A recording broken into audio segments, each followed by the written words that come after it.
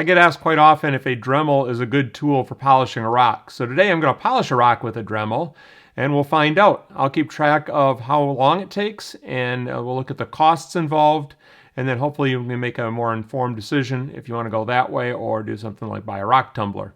So the materials we're going to need are obviously a Dremel.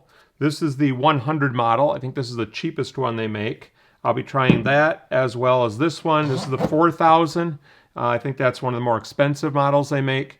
I have a flex shaft on this one, which is another added expense, but this will keep the motor away from the water that I'm going to be using. Although I'm not going to have the Dremel down in the water, and I don't really think it's a danger to have this close to the water, but you'll have to make your own decision about that. Other things you're going to want is definitely a respirator. That's what I'll be using. Or if you don't have one of those, at least wear a dust mask. There is going to be some dust. I'm going to try to keep it down by using the water. I'll dip the rock or the whatever I'm using to grind with in the water. That keeps the tools cool and the dust down. You need ear protection, or at least you should have ear protection. I have AirPods Pro. These are rated. These are the second generation, and these are rated as hearing protection. Plus, you have entertainment while you're working. And then you're going to need some different grinding things. We'll look at those closer when I start actually grinding the rock. The rock I've chosen to do is this pudding stone. It's a pretty little pudding stone. It's pretty small because I don't want to be here all day doing this. But I think that's a pretty good representative rock. It's fairly hard.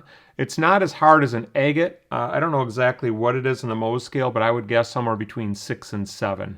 So I didn't want to do a super soft rock like a Petoskey stone because that's not really fair because that'll get done a whole lot quicker than this rock would. All right, well, let's get started. Here's what I bought for grinding and polishing. These came in a set with 50 grit and 116 grit. 116 seems kind of specific, but that's what it said. These scare me a little bit.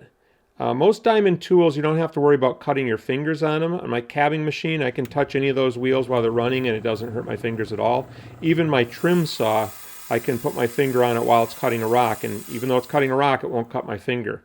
That thing, though, I think might draw a little blood. So I've got a pretty small pudding stone here, and I'm going to have to just be really careful not to hit my fingers. We'll see what happens. Then for polishing, I got these. They look like this on the other side. They go from 50 grit up to 10,000 grit. They also stick on a little Velcro thing that goes in the Dremel. I've done this before with these things. These are just little thin polishing pads that also go on a Velcro thing. This one's 2,000 grit. I didn't have a big complaint about the ones that were the higher grits, but the more coarse ones like the 50 or 80 grit, they really didn't do the job very well. And so I'm hoping these do better. The reason I bought these is because they look just like these bigger polishing pads that I've used on my bigger grinder, and these work really well. So I'm hoping these work the same way. We'll find out here in a minute. All right, so let me get my safety equipment on and we'll start things up. Oh, one piece of safety equipment I didn't mention is safety glasses, so you want those also. All right, I have my scary bit installed, got my rock ready to go. The goal here is just to make sure this rock doesn't have any low spots when you're done. So you can see right there on the top, there's a low spot. I'm going to take this down or this down over here, or a little bit of both. I'll probably just take that down. And when you get done, there shouldn't be a low spot in the middle. And if you look all over this rock, it's just bumpy, it's rough. So some spots are lower and some are higher, so you're going to go over the whole thing and just smooth it out. What you're going to have to be careful of with this bit is to not dig in this corner or this corner. You want to work in the middle here. So when I'm doing this, I want to go like this. I want to avoid digging in like that because that's going to leave a gouge in a hurry. So try to keep the rock so that it's like that.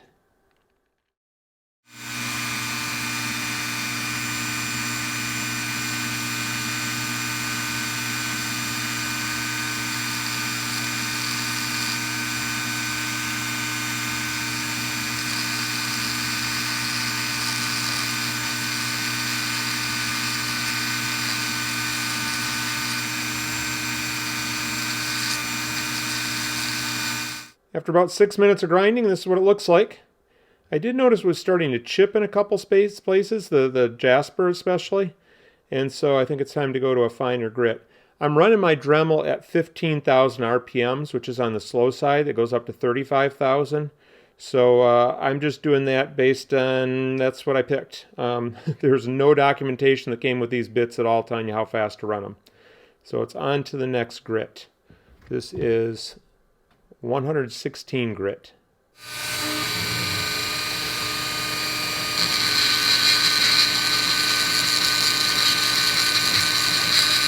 Now I'm switching to these little polishing pads. This is 50 grit. It's actually the same grit as the first one, but you can see that that's not going to be digging in like the first one did. So let's see how this works. I just turned this on at 15,000 RPMs and the pad just flies right off. The Velcro doesn't hold it on. So I was going to try the other Dremel, and that's exactly what I was going to try the other Dremel for, is to see if those would stay on at high speeds. And I can tell you right now they don't. So I'm down at about 10,000 RPMs with this one.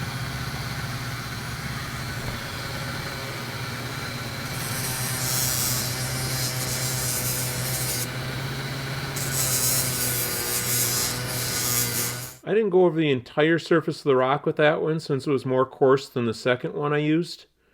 But I just looked for any spots that were noticeably low and ground them out with that. It was pretty aggressive. I'm impressed with that one. So I'm on to 100 grit next. Thought I'd dry it off this time so you could see how it's looking dry. Much smoother. I did go over the whole thing that time. Took about 4 minutes. So next up, it's 150 grit. I'm going to dry this off between every stage now. Took 3 minutes that time. And by drying it, I think you can see any imperfections a little bit better. Like that little thing and that little thing. I might take those out and maybe right there. So I'm going to spend another minute on this. Let's call it 4 minutes. And then I'm going to go on to the next step. Now, I decided those are not spalls. Spalls like a little shallow fracture. I think they're actually clasts in the rock. Whatever they are, they're not coming out easily, so I'm just going to leave them. So the next grit is 300.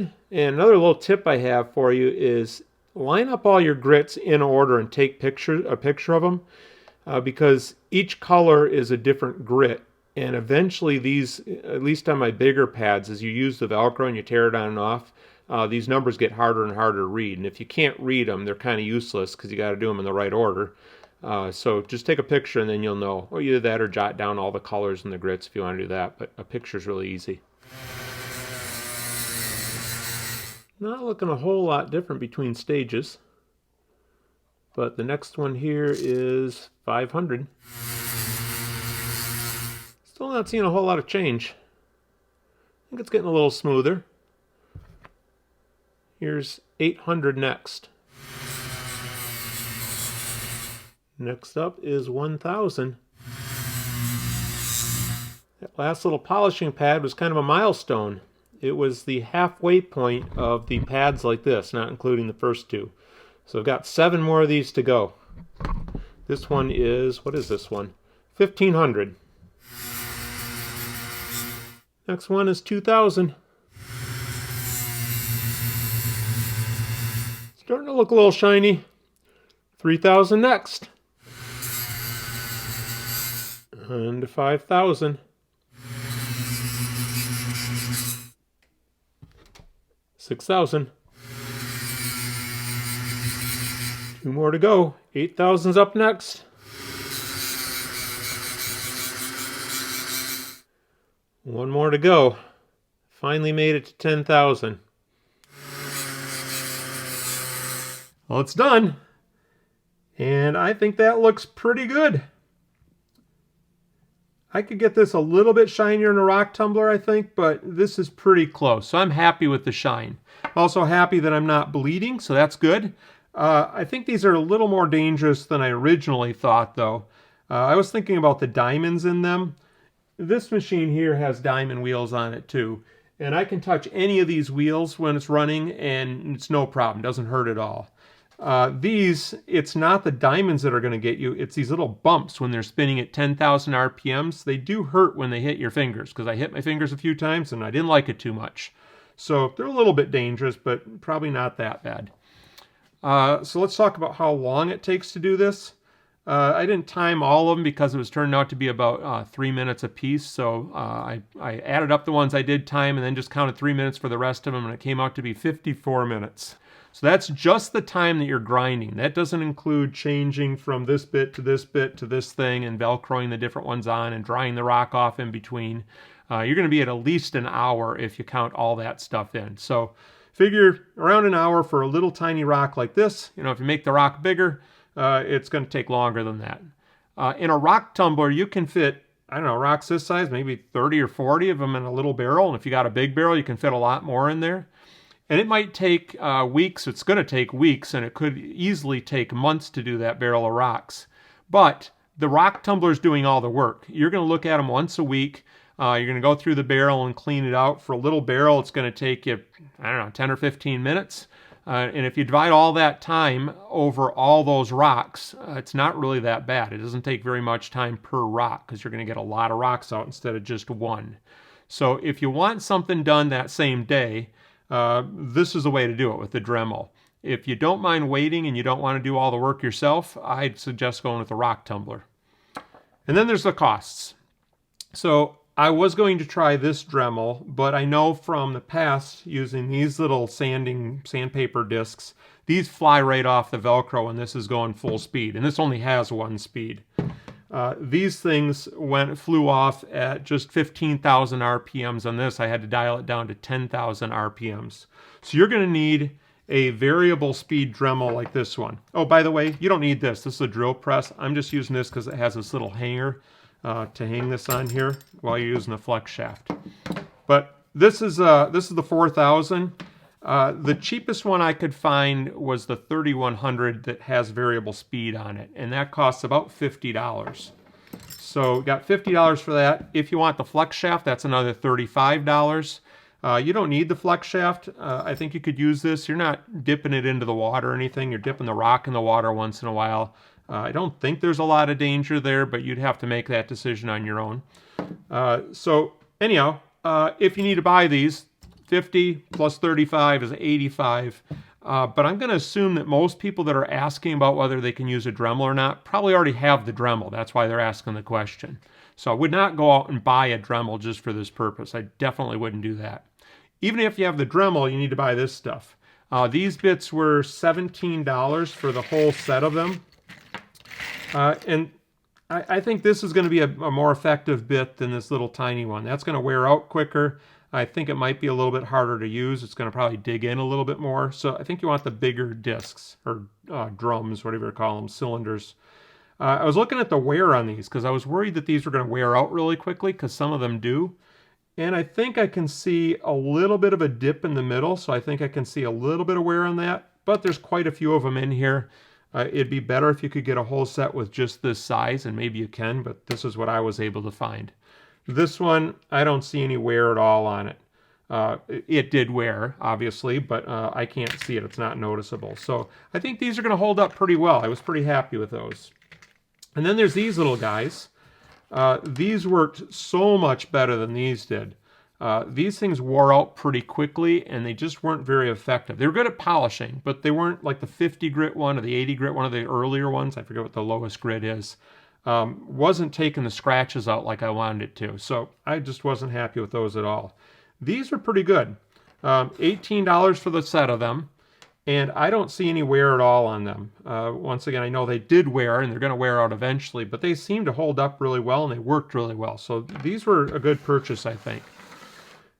In a rock tumbler, you're going to have to purchase grit. As long as these are lasting, I think these are going to last a long time, although you're not going to be doing, the 30 or 40 rocks that are in a rock tumbler with this. You're going to do a few rocks with this.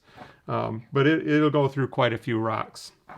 So I don't know. I'd call it a wash, because the tumbler grit's probably going to cost you more, but you're going to get a lot more rocks done. So cost-wise, I guess you have to make up your mind on that.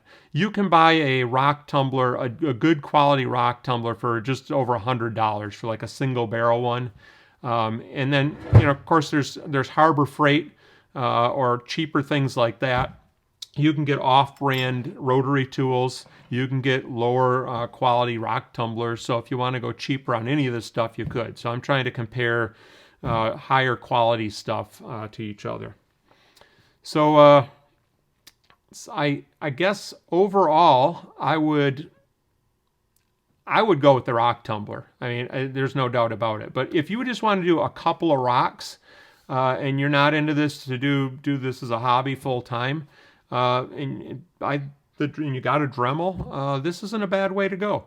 So I guess you're going to have to decide how interested in this hobby you are. Maybe start with the Dremel, spend your $35 on your little polishing things here, see how that goes, and if you like it, then you can buy a tumbler. By the way, I'll put this on my Amazon storefront. I have a link tree, or you can look in the description of the video, and somewhere you'll find my Amazon storefront, and this stuff's in there. I do get a little commission if you buy something from there. It's just a convenient way for me to show you where it is, so you can look it up on your own, but if you want to know exactly what I got, that's where you can find it. So, I'll leave you with that, and I want to leave you with a playlist of rock tumbling videos that will show you all you need to know about rock tumbling. So if you're interested in this hobby, you want to get started in it, go click on one of those videos, and I'll see you over there.